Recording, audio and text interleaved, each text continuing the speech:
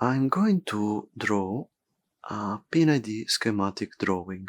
In the Discipline tab, there is a Piping System P&ID panel, and I can see that I have a feature for the main piping. I'm going to draw the main piping line.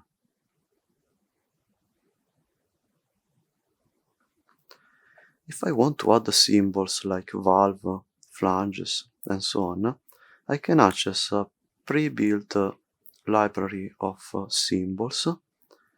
I can pick the symbol that I want to use. I'm just adding a simple valve, and I can add that inside my piping line, adding attributes like part number, material, quantity, and description, and I have that on my piping line.